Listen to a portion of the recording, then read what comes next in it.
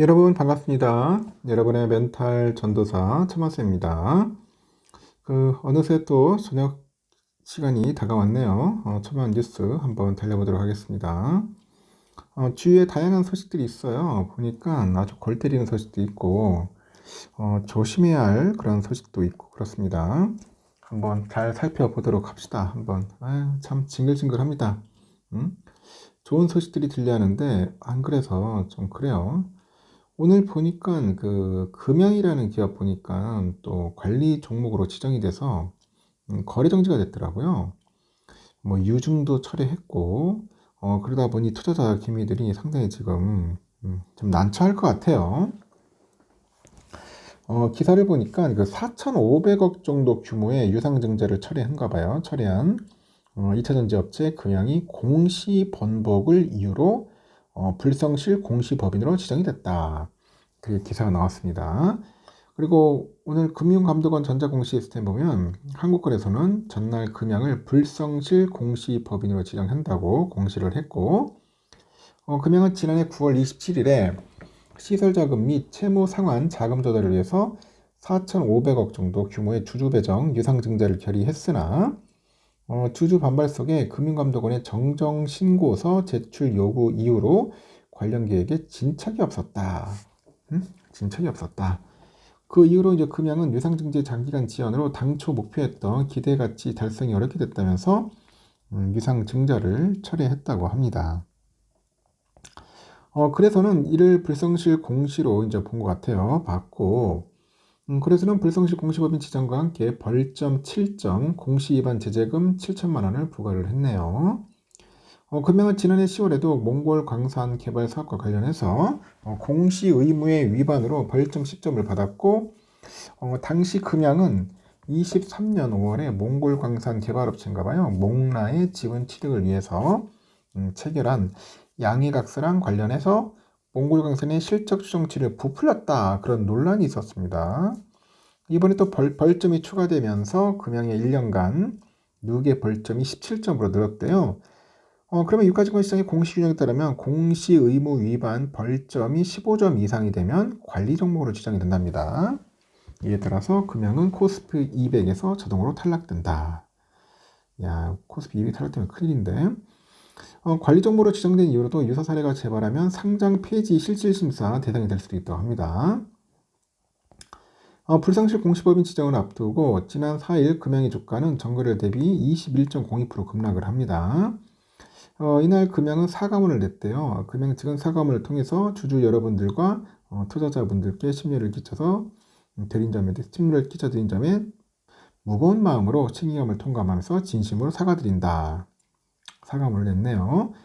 금양은 몽골 몽라 광산 인수랑 운영 과정에서 시행착오, 기장공장 완공에 필요한 투자를 위해서 투자하던 유상증자 처리가 겹치다 보니까 약간 가볍지 않은 그런 처분을 받게 된 것이다.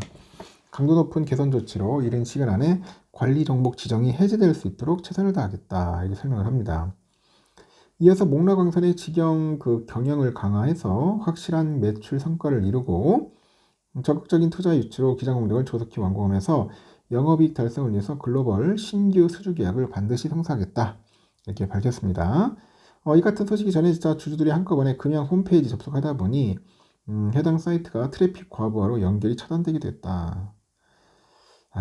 참 조심조심 해야 하는데 하여튼 많은 분들이 상당히 속상할 것 같네요. 특히 금양 주주분들이 상당히 지금 힘들 것 같습니다. 이런 이야기가 있었다는 것도 한번 참고하시기 바랍니다. 요즘 또 금 ETF가 또 관심이 많죠. 금값이 또 많이 오르다 보니까 국내 개인들이 금 투자 ETF를 적극 사모으고 있어요. 최근에 국내에서 거래되는 금 현물 가격이 국제 시세보다 높게 형성되는 김치 프리미엄이 꺼지면서 국내 금값 하락으로 이어졌는데 장기적으로는 금 가격 상승 기조가 이어질 것이다. 그런 분위기인 것 같습니다. KLX 금시장에서 1kg짜리 금 현물은 14만 4,600원에 거래를 마쳤고 지난달 14일 종가 대비 13.48% 하락한 가격입니다.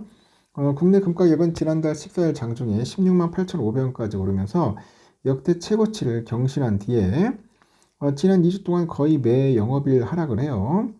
같은 기간 국제 금 가격은 현보세를 보였고 한국거래소가 금 국제 시세를 원화 가치로 환산한 뒤에 그램 단위로 공표하는 국제 금 현물 가격은 지난달 14일 13만 6,130원에서 지난 4일에는 14만 5,710원으로 떨어져가지고 2주간 0.3% 하락하는 데 그쳤습니다.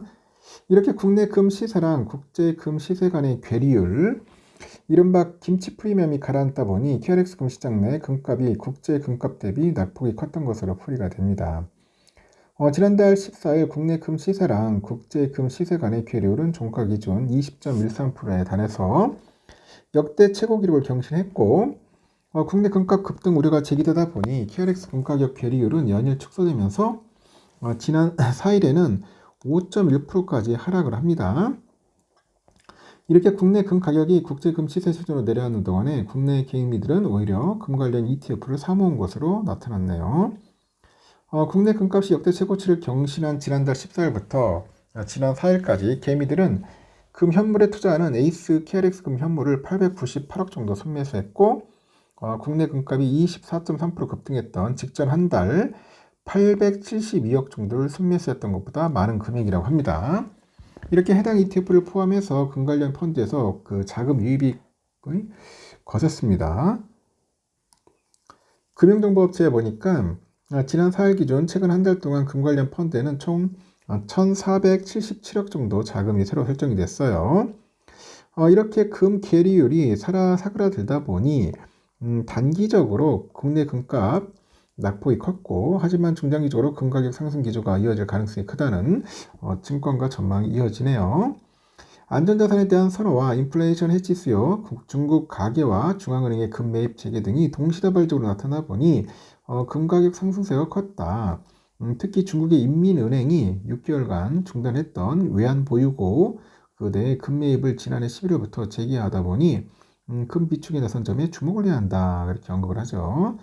트럼프 미국 행정부 출범 이후로 불거진 무역 분쟁 우려가 올해 상반기까지 금 가격을 더욱더 자극할 것이다. 그런 관측도 있어요.